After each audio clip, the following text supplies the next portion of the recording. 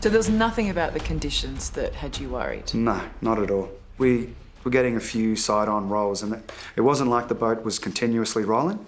It was just a big roll would happen, and I would brace myself a little bit. But if I felt at any time that it was getting hectic, I would have got out of there, And then one come out of the blue, and it didn't. There wasn't a noise. There wasn't a bang.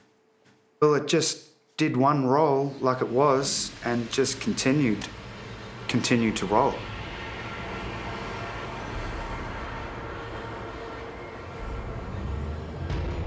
How quickly was it filling with water? Oh, it's ridiculously quick.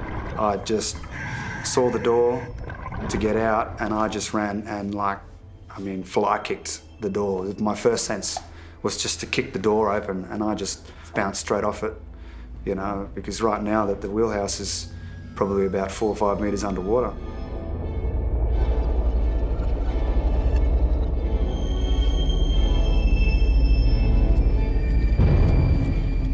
I thought I was going to die, I was like, this is it, it's coming in, we're not getting out, So I was starting to think, is it going to hurt? Dying? Yeah, I remember taking my last breath and just took a big, lung, and just full of breath. I don't even, and I just was just on the handle, just still pushing, I'm underwater and, trying to push the door open underwater. You're just pushing yourself back.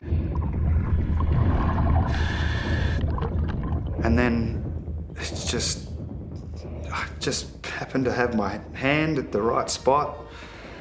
And as I must have had the handle open, so the lock could be opened, and I just felt the door breathe.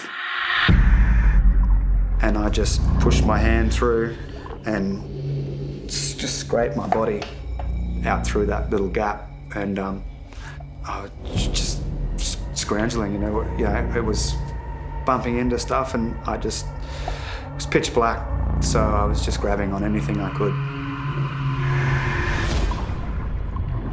And I just like a rat.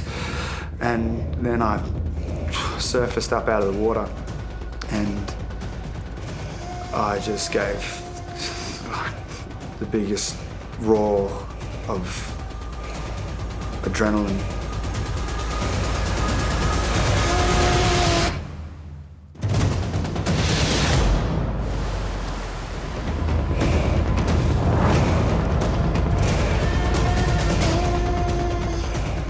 Were you expecting to see the other boys surface? Of course I was. I was looking out and screaming out everywhere, I didn't see a single bit of debris.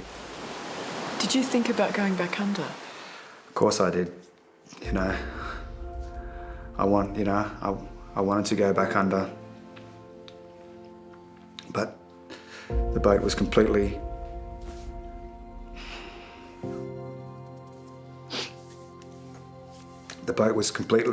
submerged. To go back under is to, I couldn't go back under. You try to open your eyes underwater at night in the ocean. It's not like open your eyes underneath the pool. You don't see shit. And there's stuff under there, it's a death trap.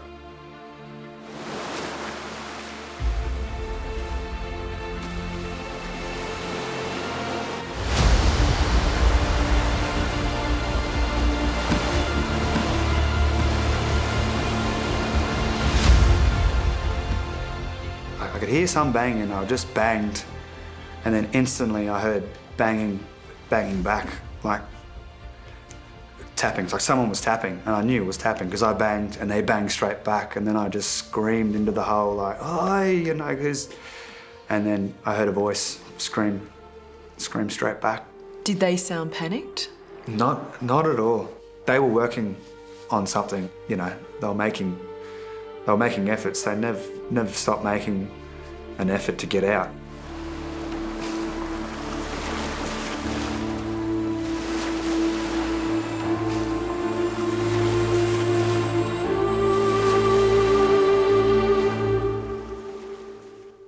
just broke down. You know, the whole thing of, you know, that I've just lost my mates, my brothers, you know, had really just.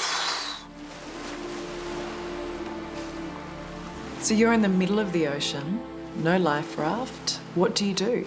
Well, you start treading water, and then I was looking for landmarks, and I could see at some stages lights, low-lying lights.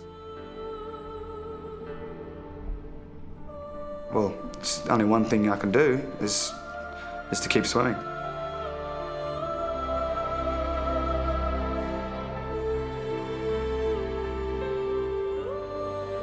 You had cuts all over your body from clinging to the hull, a huge gash on your knee, so you were bleeding quite a lot, and you were in waters known for tiger sharks. Yeah, honestly, that never even crossed my mind. Not even for a second. I was too focused on what was in front of me, you know, and that was getting in, you know.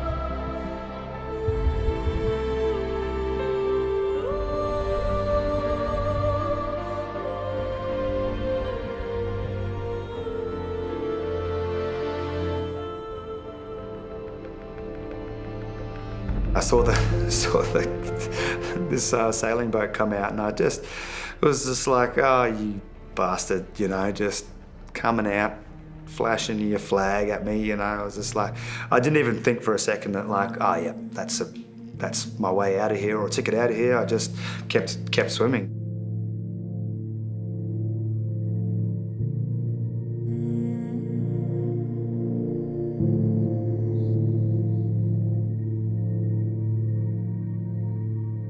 And I just went out for it, and it was coming straight at me to a point where I'm like, oh, they've seen me, you know, like they're coming at me. Like, if they haven't seen me, they're gonna run me over, you know.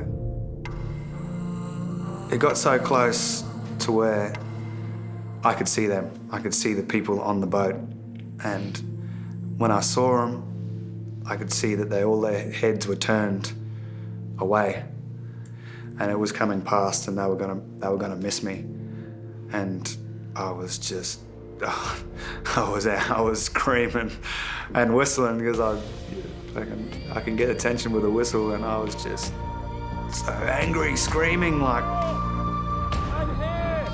Until I came upstairs and with my cup of coffee sat in the cockpit, and I heard a voice, and I thought, oh my God, we're going to hit a boat. Anyway, I looked over the side, around the corner, and then I just saw Ruben whooshing off the stern, and he's going, oh yeah. How close was he? Oh, he almost could have touched the boat at that stage. Yeah, within 5 metres. What are the chances? Incalculable. Absolutely incalculable. Just to be in the right place at the right time, going the right direction at the right speed, to be right there where he was. Fate. His number wasn't up. Families of 6 missing fishermen off the Queensland coast have held out hope their loved ones were somehow still alive.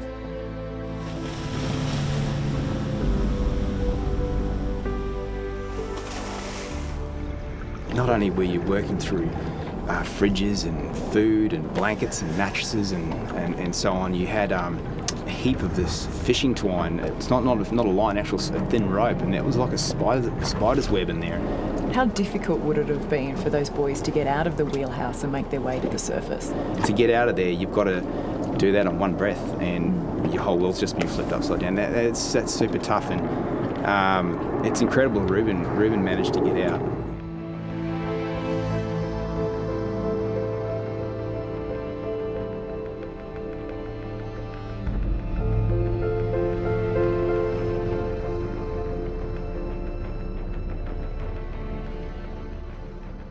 It's bloody tough. It's, you know, it's not a day goes by that I'm not in that wheelhouse with the boys. Each of those boys inspired me to be something better than I am, and, you know, I've been given the opportunity to live that, you know, so I'm not going to let them down at all, you know. It's inspired me, it's given me more drive. So you're living for those boys in one sense. Definitely. You know, and I want to do them proud.